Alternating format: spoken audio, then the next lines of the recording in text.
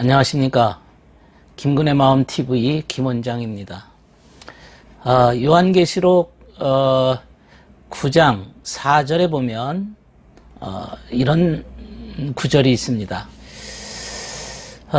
메뚜기들을 향해서 주님께서 하시는 말씀인데, 하나님의 도장이 이마에 찍히지 않은 사람들을 해하라.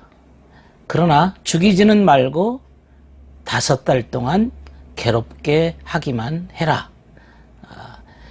그 메뚜기들이 주는 고통은 전갈이 사람을 쏠 때 주는 고통과 같다. 그때 그 사람들이 죽으려고 아무리 애써도 죽을 수 없고, 죽기를 바라더라도 죽음이 그들을 피해 달아날 것이다. 이런 구절이 있습니다. 올 여름에는 그 중국 땅에 4천억 마리의 메뚜기 떼들이 몰려올 것이라고 하는 예고가 있습니다. 이 메뚜기 떼가 4천억 마리라. 얼마나 많은 메뚜기 떼입니까? 그렇게 되면 작물이며 집이며 기후까지도 완전히 변화가 될 것입니다. 오늘 요한계시록 9장에 나오는 메뚜기들이 이마에 하나님의 도장을 맞지 아니하는 사람들만 해하라. 이마에 하나님의 도장이 없다는 것은 인침받지 못했다. 그것은 구원받지 못한 불신앙자들을 얘기합니다. 그들은 메뚜기로부터 공격을 받는다. 이런 얘기인데요. 얼핏 봐가지고는 이 구절이 이해가 안 될 것입니다. 메뚜기가 사람을 공격해서, 더군다나 무슨 하나님의 도장을 받지 않은 사람이 또 누구며 그런 사람들을 5달 동안 괴롭게 한다. 이런 구절은 또 영적인 해석이 필요합니다. 이 메뚜기라고 하는 이 곤충의 의미가 성경에는 여러 곳에 등장하는데요. 이 메뚜기라고 하는 것은 아주 감각적 추론, 어떤 사상을 의미할 때 이 메뚜기를 이야기합니다.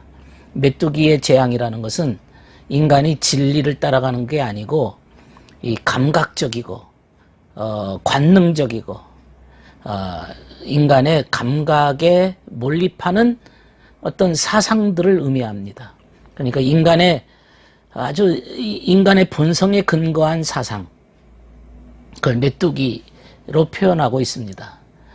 그런 아주 감각적이고 본능적이고 관능적이고 쾌락 중심적인 그러한 기반에서 올라온 사상이라고 하는 것은 굉장히 인본주의적이고 본능에 가까운 아주 그 진리와는 올바르게 정의라고 하는 진리라고 하는 것과는 거리가 먼 사상들이죠.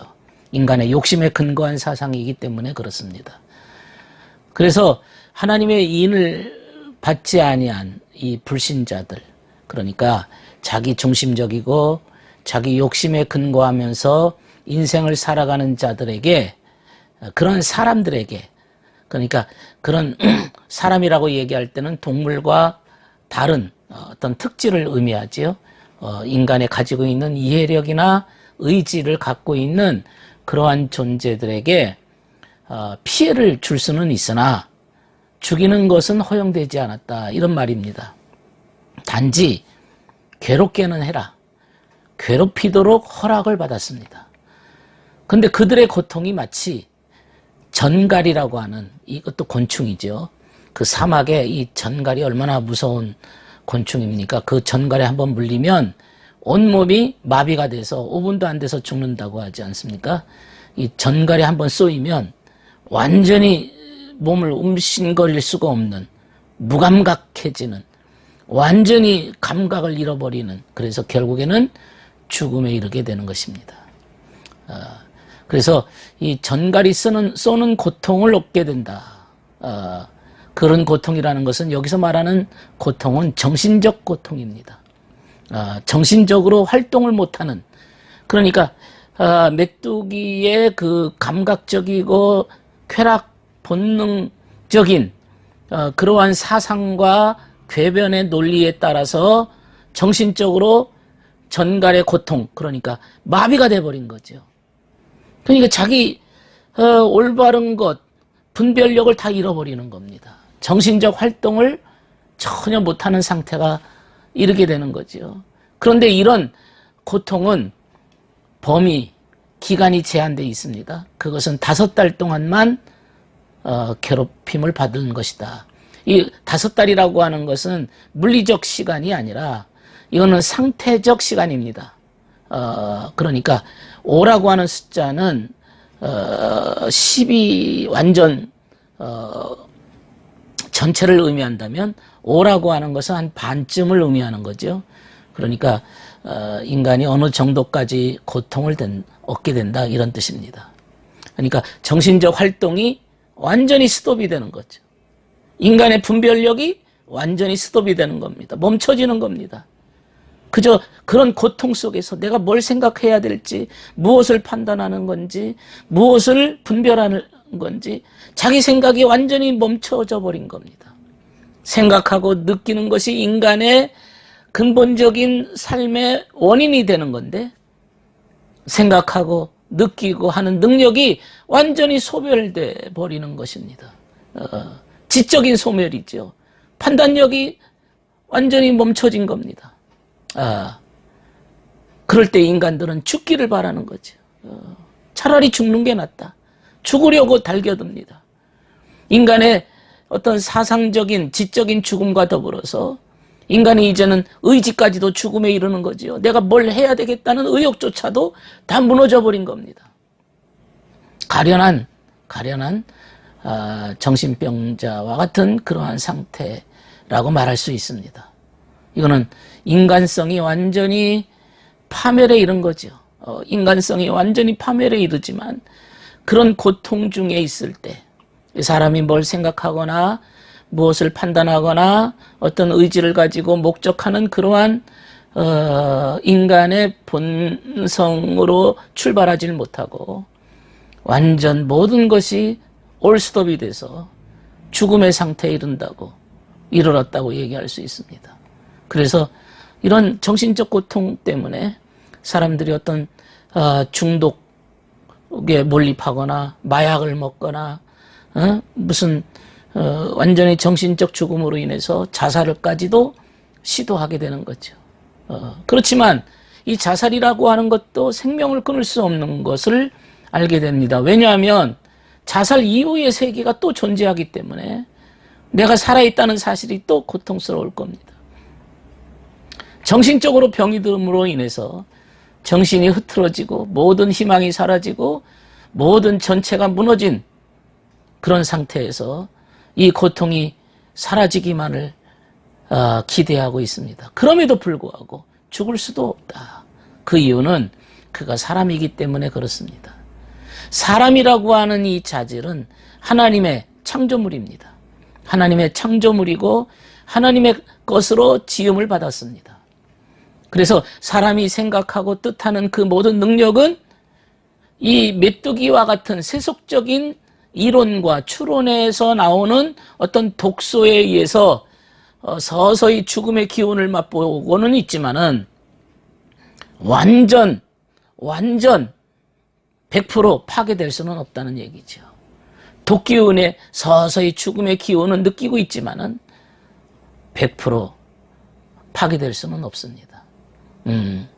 그 인간성의 파멸이라고 하는 것은 하나님의 그 능력에 의해서, 그러니까 하나님만이 폐기할 수 있도록 만드셨기 때문에 그렇습니다. 이 세상의 어느 것도, 이 세상의 어느 무엇이라도 전갈이라 할지라도 인간성까지, 사람이라고 하는 근본 존재까지는 완전 무너뜨릴 수 없다는 그런 얘기입니다. 오늘 이 세상에 사는 사람들이 정신적인 희망이 없이 절망 가운데서 정말로 자신의 생각하는 그 모든 기능을 제대로 하지 못하고 있을 때 오는 정신적 질환, 영적 침체, 인간의 완전 인간성이 점점 상실해 가고 있는 이런 메뚜기의 재앙들이 오늘 현대인의 뇌를 파먹고 있다는 사실을 우리가 기억해야 됩니다. 그것은 진리를 잃어버릴 때 그런 현상이 옵니다. 메뚜기와 같은 세속적, 인간의 본능적, 쾌락적, 감각적 이러한 추론과 논리에 의해서 인간의 모든 사상이 진리를 잃어버릴 때 인간에게는 처절한 정신적 활동이 멈춰지는 그러한 결과가 올 것입니다. 오늘날 동성애든 요즘에 일하는 여러 가지 무슨 감각적인 그러한 인간이 할 수 있는 건 모든 걸 다 할 수 있다고 하는 그 근본적인 인간의 욕심에 근거한 추론에 의해서 만들어진 이러한 추론에 의해서 많은 사람들이 이제 정신적 힘을 상실하고 있다는 것을 안타까워해야 할 것입니다. 우리 자라는 어린아이들, 청소년들에게 무엇이 옳은 것이고 무엇이 그른 것이고 무엇이 자연 만물, 우주 만물의 질서에 합당한 것이고 무엇이 사람의 근본됨인지를 제대로 진리에 가깝게 나아가도록 이끌어줘야 될 그러한 시대라고 말할 수 있습니다. 오늘 여기까지 하겠습니다. 감사합니다.